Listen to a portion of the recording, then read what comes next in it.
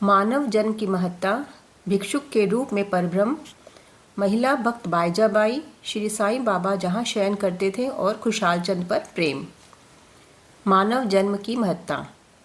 इस मायामय संसार में ईश्वर ने लाखों प्राणियों, हिंदू शास्त्र के अनुसार 84 लाख योनियों को उत्पन्न किया है, जिसमें देव, दानव, गंधर्व, जीव जंतु और मनुष्य आदि सम्मिलित है, जो स्वर्ग, नर्क, पृथ्वी, समुद्र तथा आकाश में निवास करते हुए भिन्न भिन्न धर्मों का पालन करते हैं। इन प्राणियों में जिनका पुण्य प्रबल है, वे स्वर्ग में निवास करते और अपने सद्कर्मों का फल भोगते हैं। पुण्य के क्षीण होते ही वे फिर निम्न श्रेणी में आ जाते हैं, और वे प्राणी जिन्होंने दुष्कर्म किए हैं नर्क में जाते हैं और अपने दुष्कर्मों का फल भोगते हैं। जब उनके पाप और पुण्य बराबर हो जाते हैं, तब उन्हें मानव जन्म और मोक्ष प्राप्त करने का अवसर मिलता है। जब पाप और पुण्य दोनों नष्ट हो जाते हैं, तब वे मुक्त हो जाते हैं।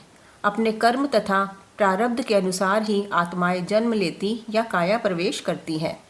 मानव जन्म अति दुर्लभ है। इस मानव जन्म के लिए देवता भी तरसते हैं, क्योंकि इस योनि में आकर ही जीव मुक्ति का उपाय कर सकता है। आहार, निद्रा, भय, मैथुन के मामले में सभी जीव समान हैं। मनुष्य जन्म इसलिए अनमोल है कि इसमें विवेक होता है। इस योनि में आत्मा से साक्षात्कार हो सकता है। यही मानव जन्म का लक्ष्य भी है। हर मनुष्य की मृत्यु तो निश्चित ही है, और वह किसी भी क्षण उसका आलिंगन कर सकती है।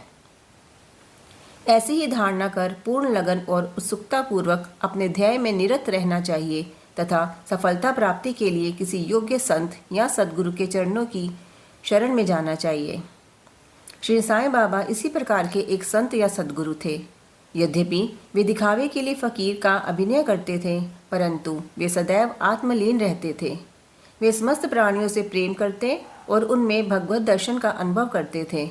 उनके लिए अमीर और फकीर दोनों ही समान थे। भिक्षुक के रूप में परब्रह्म। शिरडी के वह लोग धन्य हैं जिनके द्वार पर परब्रह्म भिक्षुक के रूप में खड़े होकर अपना हाथ फैलाते थे। एक हाथ में वे सदा टमरेल लिए रहते थे तथा दूसरे में एक झोली। कुछ घरों में तो वे प्रतिदिन ही जाते और किसी किसी के द्वार पर केवल फेरी ही लगाते थे। वे सारा दूध या छाछ आदि पदार्थ तो टिन पॉट में लेते तथा भात व रोटी आदि अन्य सूखी वस्तुएं झोली में डाल लेते थे। जो कुछ भी भिक्षा में उन्हें मिल जाता उसे ही वे ग्रहण करते थे। वे केवल मध्याह्न तक ही भिक्षा उपार्जन करते थे। यह कार्य बहुत अनियमित था। किसी दिन तो वे छोटी सी फेरी ही लगाते तथा किसी दिन 12 बजे तक। वे एकत्रित भोजन एक कुंडी में डाल देते, जहाँ कुत्ते, बिल्लियाँ, कौवे आदि स्वतंत्रता पूर्वक भोजन करते थे। बाबा ने उन्हें कभी नहीं भगाया। एक स्त्री भी जो मस्जिद में झाड़ू लगाया करती थी, रोटी के 10-12 टुकड़े उठाकर अपने घर ले जाती थी, परंतु बाबा ने कभी उसे नहीं रोका। ऐसे महान पुरुष का जीवन धन्य है। शिरडी वासी तो पहले पहल उन्हें केवल एक पागल ही समझते थे, और वे शिरडी में इसी नाम से विख्यात भी हो गए थे। जो भिक्षा के कुछ टुकड़ों का पर निर्वाह करता हो, भला उसका कोई सम्मान कैसे करता, परंतु वे तो उदार हृदय, त्यागी और धर्मात्मा थे। यद्यपि वे बाहर से चंचल और अशांत प्रतीत होते थे, परंतु अंतःकरण से दृढ़ और गंभीर थे। महिला भक्त बाईजाबाई। बाईजाबाई तात्या कोते की माता दोपहर में एक टोकरी में रोटी और भाजी लेकर जंगल में कोसों दूर जाती और बाबा को ढूंढकर उनके चरण पकड़ती थी। बाबा तो शांत और ध्यानमग्न बैठे रहते थे। वे एक पत्तल बिछाकर उस पर सब प्रकार के व्यंजन आदि परोसती और बाबा से भोजन करने का आग्रह करती। उनकी इस सेवा और उपासना की स्मृति बाबा को अपने अंतिम क्षणों तक बनी रही। उनकी सेवा का विचार कर बाबा ने उनके पुत्र को बहुत लाभ पहुंचाया। माँ और बेटे दोनों को ही बाबा पर दृढ़ निष्ठा थी। उन्होंने बाबा को सदैव ईश्वर के समान ही पूजा।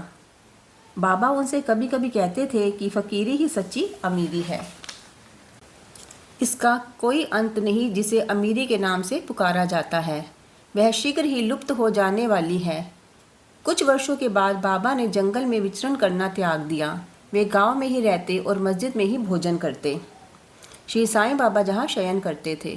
तात्या कोते पाटिल और भगत महालसापति पर बाबा की पूर्ण कृपा थी। वे महानुभव मस्जिद में अपने सिर पूर्व, पश्चिम तथा उत्तर की ओर करते और केंद्र में एक दूसरे के पैर से पैर मिलाकर शयन किया करते थे।